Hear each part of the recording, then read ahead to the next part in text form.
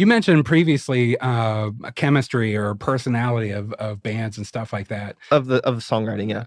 Songwriting, but also like as far as like picking bands who you want to do shows with. Like I know when you guys did the Winter Wonder Ball, like I'm friends with everybody with the exception of Back Alley Sound, and I would be friends with them too. They have a saxophone in their band. But that stuff is super important. It's something that I keyed in real quick. I'm not native to Pittsburgh, but I've been wanting to move to Pittsburgh since I was a kid. This past October, 2 years ago, this past October, I moved to Pittsburgh. I got a great place in Beachview. I've got a place to park my van. I've got a studio. And what I started doing shortly before I moved to Pittsburgh is almost like a guerrilla warfare networking. That's how I found your podcast. It's how I found Paul Neal's podcast. Don't Start Your Beat, or don't quit your day. Yeah, it's Don't Start Your Beat. That's Paul Neal's podcast. When you guys mine is Start the his is Don't Start the Beat, and mine is what was it? Don't start your day job. Mine is Start Your Day Job, and his is don't start whatever. Anyways, God, I'm not smart enough for this. Don't quit your beat. Yeah, don't quit your beat. That sounds like a different kind of podcast. Yeah. Anyways. Hey, Paul, if you wanna, you know, do a masturbation podcast, hit me up. But I reached out to everybody, and it took me about a year to figure out that I look like an absolute psycho. Yeah, hey, you want to hang out? You want to come to my house for a barbecue? And like people are like, who the fuck are you? I was just trying to make connections. I was trying to make friends. I was trying to do something. I honestly think that is kind of like maybe just like, I think that's a Pittsburgh problem and not a you problem. Because honestly, no. So my girlfriend Grace just moved here from Virginia. Okay.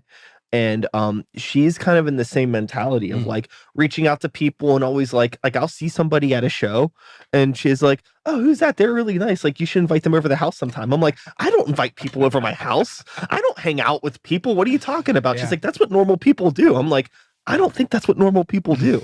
But I think that like maybe it's just like a weirdo Pittsburgh thing, or maybe it's just me being like a tortured, introverted artist who has a podcast and invites people over all the time to talk. I feel like I'm a tortured, introverted artist too, but I want to feed people smoked meats when I do that. Yeah. So, you know, I've had a couple of parties at my house, and now like the people that are showing up, God Hates Unicorns, Hemlock for Socrates.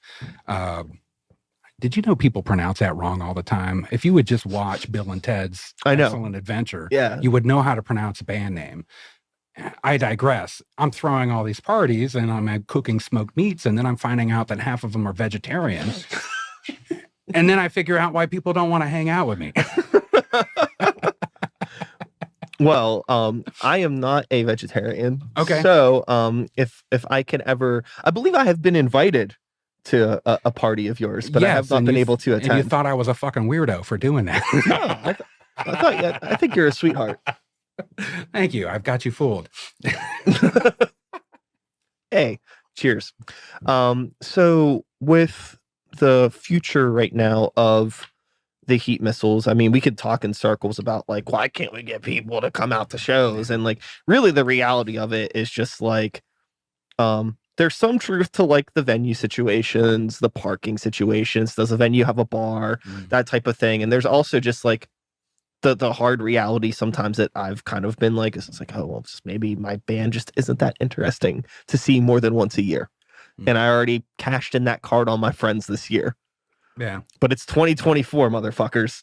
So I'm looking at all of you, sons of bitches. You got to come out and see us march at Ormsby. Come out a place with great parking. Yeah. There's tons of parking up and down the street. Yes. And if you park up above Ormsby, you can walk downhill.